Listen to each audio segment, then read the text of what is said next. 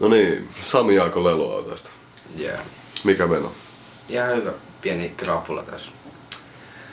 Lauantai päivällä, en mä nyt tiedä, pitäisikö lähteä hakemaan lisää kaljaa. Noniin.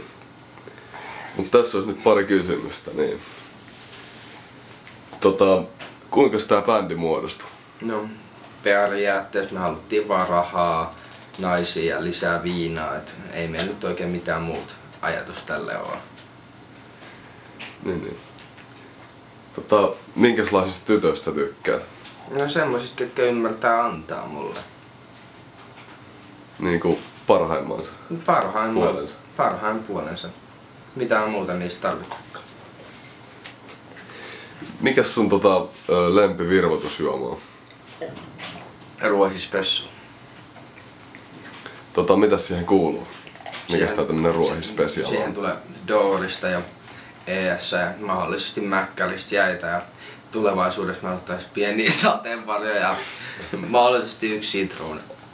Okei. Mites tää itse äänitysprosessi toimii meillä? No, avataan pullot, otetaan vihkot esiin ja yritetään väseltää ja vängeltää jotain.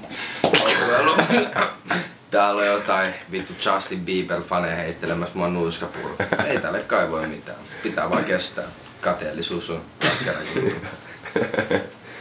Onks sulla mitään harrastuksia? On mulla tässä pari. Mä harrastan jenkkifutista ja käsilihaksia. Mä aina perjantai öisin, kun ei herry, niin masturboimalla keittelen.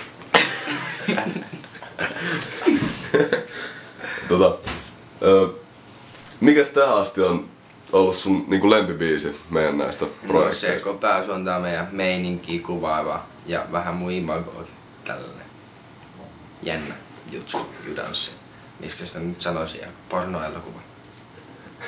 Onko se koskaan ajatellut tämän sun alkoholiongelmas vuoksi liittyy AA-kerhoon? No en mä nyt tiedä. Tuli noita alkoholin vierotusoireita. Vilahti mielessä, mut sit mä join viinaa, niin kyllähän se ongelma silläkin lähti aika nopeasti vittuun.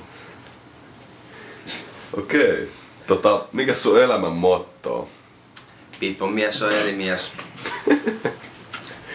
Okei, selvä homma.